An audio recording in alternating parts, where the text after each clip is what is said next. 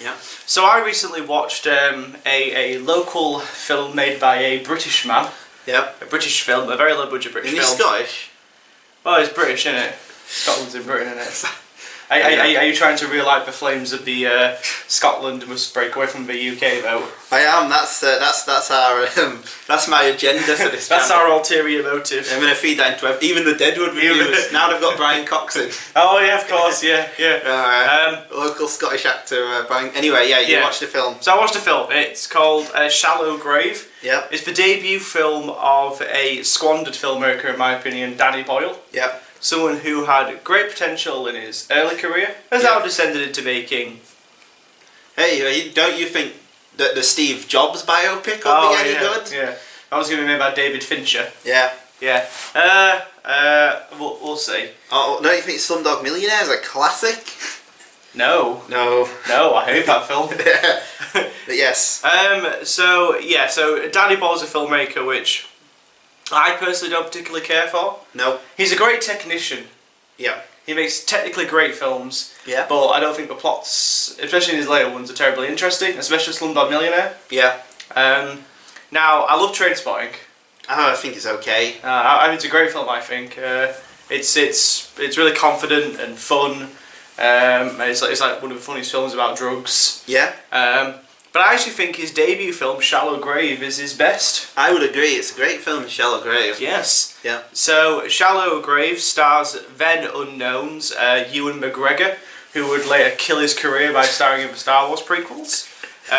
Christopher Eccleston, who would go on to kill his career by being in Doctor Who and Thor 2, The Dark World. This is pre all that, and they're young, bright-eyed actors wanting to prove themselves to the world. I only start somebody else who... Oh, the woman who's in it. The woman, yeah. Who's never really done much of anything. Yeah, she doesn't go on to do anything. No. So the three of these characters, I don't remember the names, are all flatmates living in, I think it's Edinburgh, it might be Glasgow. I think it's set in Edinburgh, but for cheapness they filmed it in Glasgow. It's a very super low budget film, and yeah, so these three flatmates who are kind of like narcissists, who kind of remind me of Always Sunny in Philadelphia. Oh. like backcaster characters living together in a flat. They're auditioning people to get a new flatmate, and they get this kind of odd writer type who takes up the room. He's quite odd, quite charismatic, and they accept him. They don't see him for days, and they were looking for him and trying to get him out of his room. They eventually break into his room and they find that he's dead. He's died of what's suggested to be a heroin overdose. Yeah. And then they proceed to find a suitcase full of money. Yep. Hundreds of thousands of pounds worth of money. And the three decide to, after some moral and ethical choices, decide to dispose of the body, not inform the police, and take the money for themselves. Yep. Turns out this money is actually wanted by these gangsters who are like hunting them down and trying to find them. So then the whole crux of the film becomes the paranoid delusions of these three main characters as they slowly go insane. Some more insane than others. Yep. So they have to dispose of the body, and they draw straws on who has to chop off the feet and the legs and destroy the teeth, because that's how we can trace people, through fingerprints and dental records. Christopher Eccleston pulls the short straw, literally, and he's forced to mutilate his dead body. Yep. And he then does it 2 more times when some gangsters come and they try to steal the money. So Christopher Eccleston goes absolutely batshit crazy. He holes up inside an attic defending the money. He becomes almost like a Gollum character. He's skulking around and he's spying on people. He becomes like a Peeping Tom character. And Ewan McGregor is kind of the charismatic, confident one. But then by the end of the film, basically, they all get fucked over. Then they all die? Well, depends on your interpretation of the ending. Oh, is it end with Ewan McGregor laughing on the floor? Yeah. Yeah, I remember that now. Yeah. So, this film's great. It is great. It's the kind of film that, when you leave filmmaking school, and you want to get yourself known, this is the kind of film you make. Yeah. It's technically accomplished, it's got a great plot, great performances, and it's got some really interesting themes and ideas about greed and capitalism and all that jazz. What makes the film really strong is the script and the three main characters. Yeah. The three main characters all have very clearly defined personalities. Ewan McGregor is the young, kind of swagger, confident one that gets all the girls, and he's like, oh yeah, we'll do this, but he's not really confident, really. He's just all show. Yeah. Christopher Eccleston is the up his own arse, paranoid one. Is he an accountant as well? He's a chartered accountant. Yeah. Ewan McGregor's a journalist, and then the girl, I think her name's Janet. She's a doctor. Very early 90s then, he's a journalist. He is a journalist, yeah. With his long, a well-paid journalist. What? Yeah, he's got really long hair and stuff, yeah, he's got like a big, yeah. So they all have really well-paid jobs, which explains how they can afford this really nice flat in the centre of Edinburgh. Yeah. A really nice big flat in the centre of Edinburgh, or Glasgow, I don't know. It doesn't really matter. Yeah. So, I mean, yeah, then Janet's the one who's kind of in the middle. She's like the manipulative one. Yeah. She kind of swings between different sides and stuff, and she's really great. She's really good. And it's kind of the banter between the three of them makes it fun. So Janet and Ewan McGregor are kind of, they're loving the money. They're really enjoying having all this fortune to spend, and they take the excess to the max by buying all these extravagant gifts and going to these parties and drinking and just being drunk and stoned all the time. Yeah. Where Christopher Eccleston is a bit more, he becomes incredibly paranoid about protecting the money. He's like, what the fuck are you doing spending all this money? We've got to defend it, we've got to make sure it's secure. And basically it's about all these three characters' lives who are destroyed by this, this money and the crimes that they've done. So who else is in the film? Ken Stott is in the film. Ken Stott? Who's a semi-beloved Scottish actor. Alright. He's rose to international fame as being one of the dwarves in The Hobbit. Oh. He's Balin, the one with the white hair. Oh yeah. The one with the Scottish accent. I know what you mean, yeah. Yeah, the memorable one. The only memorable one, yeah. Besides from Foreign, the only other memorable one in Who's now more memorable as the serial killer from Hannibal. Yes. Yes. So Ken Stott's in the film, and he's really fun. He's like a detective who's, he jokes and laughs all the time, but he's like really manipulative, trying to get this information out of these three weirdos.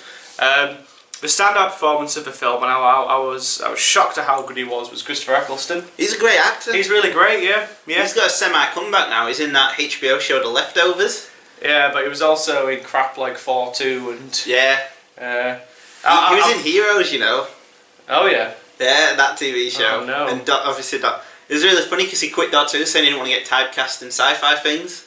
And then straight away he was in that. Yeah. Well, that's it, because I was saying I said to my girlfriend after watching him, I really respect Christopher Eccleston, he's got real integrity. Yeah. Like, he quit Doctor Who and stuff because he didn't want to be typecast. And I looked at his filmography, and basically since then he's only starred like in big, like, summer sci-fi action movies. Like G.I. Joe, Retribution. Like G.I. Joe, yeah. 4-2, The Dark World. Yeah. He's a weird actor. You'd think he'd at least cash in on the Doctor Who fave. You'd have thought so. He didn't even come back for the 50th anniversary. No, he's the only one. Yeah. Yeah, he's the only one. Yeah. What a weird man. But yeah, legend anyway. But he's great. He's great in the film. He is like the worried, paranoid one who's like, we've got to hide the money, we've got to secure it. And then he's the one that ends up going probably the most insane. Yeah. He ends up killing two other people who were trying to steal the money, and then he violently attacks Janet and Ewan McGregor as they, are about to leave. And it's basically all about how these characters are trying to fuck each other over to try and get the money. It's a very cynical film. Yeah. Ultimately, it's like, friendship's great, but when there's money involved, yeah, that's it. So just you watch out if we ever get a suitcase full of money. Yeah. I'll try. That'll be it. Yeah. Well, the moral really is kill him early. Kill him early, yeah, exactly. Or dig, because doesn't the whole plot revolve around the fact it rains and the body comes up? Well, yeah. What happens is when we're disposing of the first body, Christopher Eccleston's like, "Oh, Ewan McGregor, you need to. Are you sure that grave is shallow, is deep enough?" He's like, "Oh no, it's fine." And then what do they find? The police eventually find the bodies. And it's all Ewan McGregor's fault basically because he didn't bury him deep enough. It was a shallow grave. Exactly. Well, maybe then it's a comment on early 90s sort of malaise. Oh yeah, maybe. Maybe, yeah. These rich yuppie types and rampant greed. Rampant greed, but they're kind of too lazy even to cover their own tracks. That's it. Yeah. And it's like how blazing they are about hiding the bodies, which is really great. Yeah. They're like, oh yeah, we'll just dispose of the guy. It's only Christopher Eccleston that has like a moral quandary about doing it. Yeah. And so things seem to be going okay for a while, but there's a seething underbelly to all this, and it ends up destroying them. Now the ending, which is apparently it's debated. Okay. Danny Boyle has a very clear-cut idea, and I disagree. Yeah. With him, I don't think he understands his movie. Yeah. So at the end of the film, it all comes to an affront. His characters have been pushed to their absolute limits, to their edges about the paranoia and some people coming to get the money. So Christopher Eccleston and Janet end up in a relationship together. Yeah. And planning on leaving together with all the money. And Ewan McGregor is one who's basically been fucked over. He's about to call the police and all that. Christopher Eccleston violently attacks Ewan McGregor, and actually, Christopher Eccleston actually stabs him in the shoulder. And I remember that bit. The floorboards. He's like and then Janet comes behind and actually stabs Christopher Eccleston through the neck.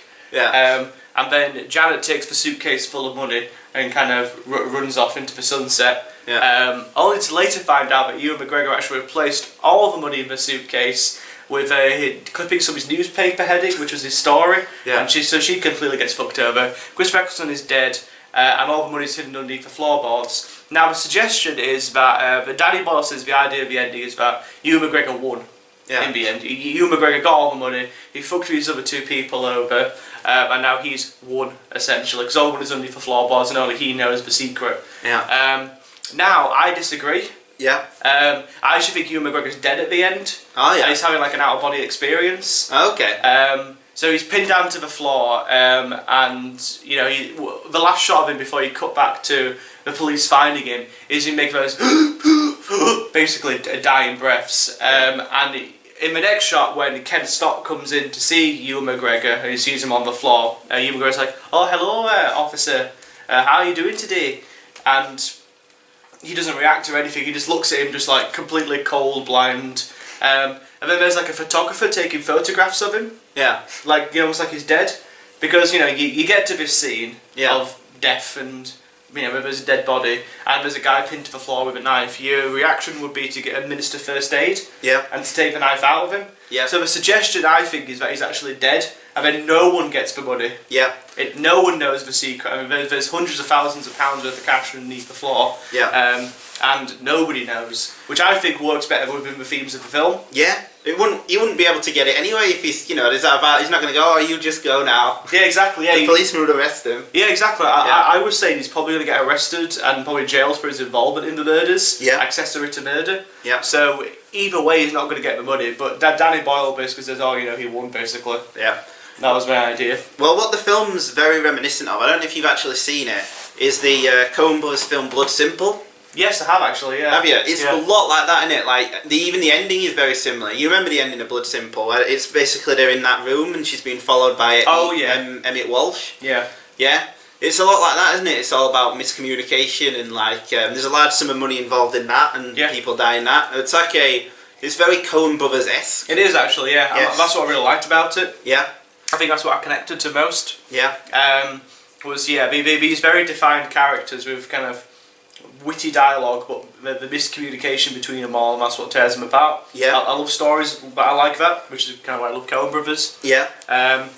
Miscommunication is something that I think film does really well. Yeah. Missing certain points or not understanding of a character's point of view and thus they deal with the things opposite. I think in that kind of tight space of an hour and a half, you can make a really cramped, paranoid film all about miscommunication and mistrust. And Charlotte Gray does it really well. Yeah. So, I mean, if you've not seen it, it's a great film. It is. It's really well made, really well acted, great script. Yeah. Brilliant direction. Yeah. Really well handled and very assured for a debut film. Yes. Very confident. Well, he'd been working on TV shows for like a decade or something before. Oh yeah. If you knew that. I didn't know. Yeah, he'd been working. He was famous for helming a lot of episodes of Inspector Morse. Oh, all right, yeah. But he wasn't he wasn't a new filmmaker at this point. He'd done a lot of TV. I think this was the first film. He was obviously the first film he made. Well, that explains it then. But yeah, he obviously had the assurance of working on. Because I imagine if you'd worked on big budget TV shows, you'd have learnt a lot of money saving, because obviously they have to be shot on like a really tight budget. Yeah. So he must have learnt a lot of that kind of stuff, and it must have been quite easy to apply that to like this. Yeah. Where you'd have more control but same kind of budget. Yeah. But yeah, What a shame Danny Boyle's career's not gone. Because Trainspotting's really good. Trainspotting's a really good film. I really like Trainspotting. It kind of continues the kinetic style. I like the characters. Yeah. I like the glamorization, but also the unglamorization of drugs. Yeah. Like it's a really morally ambiguous film. I like how it shows. It's not afraid to show the attraction of taking drugs, but it shows the repercussions of that. Yeah. Which I think the film does really, really well. After that, I hate Slumdog Millionaire. That's pretty bad. I heard Millions is really good. It's alright. Watched a bit of it for films in college, but that was it. I heard 28 Days Later's alright. Yeah. He's a filmmaker where every one of his films seems to get a little bit worse. Yeah. Trance wasn't meant to be very good. No, that was meant to be dreadful. The Beach isn't meant to be very good. No. But Sunshine is dreadful. Have you seen the site? It's like an attempt to try and do 2001. I've heard it's a little bit like Solaris. Yeah. Yeah. But if the characters were interesting and it was really flat sort of style. But yeah, he's the ultimate in sort of like style over substance kind of thing. But at least in his first couple of films, the script was really good. That's it. It's very stylish, but I think the characters are strong and the themes are really good. Yeah. He's clearly a filmmaker who it depends on who the screenwriter is. Absolutely. Yeah. But this guy's really good. He's done some other stuff that's really. I can't remember his name, but he's a really great screenwriter. Like if you look at, I think he wrote Trainspotting as well. Oh, okay. Well. Yeah. That's it then. Yeah. He just needs to work with that filmmaker a bit more. Offset his films in Scotland. Yeah. He seems to do well in Scotland. Yeah. But yeah, great debut. A 9 out of 10. Yeah. I thoroughly enjoyed it. Yeah. It's just a great film. Yeah. And sometimes all you need is just a good story, good characters. Be well directed, sometimes that's all you want, right? Would you say filmmakers whose debuts are heavily reminiscent of the Coens don't do well? Like I'm thinking of the Wachowski brothers with Bound. Yeah. Like Bound is a similar kind of thing. Bound is very Coen brothers-esque, yeah. That's true actually. I mean also like their follow-up film is genuinely good but probably not as good. And it was their crossover here. And then afterwards they just made a bunch of crap trap. That's it, yeah. That's true actually. But yeah. Even though I'll defend Cloud Atlas. Yeah. I'll defend Cloud Atlas with a passion. I do agree. Even take it like Tarantino, Reservoir Dogs, Coen Brothers-esque. Yeah. Next one crossover.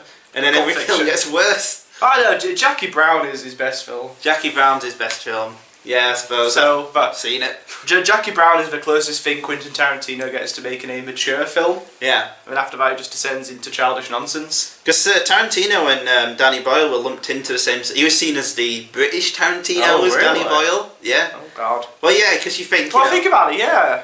First film, highly energetic, sort of cheap debut.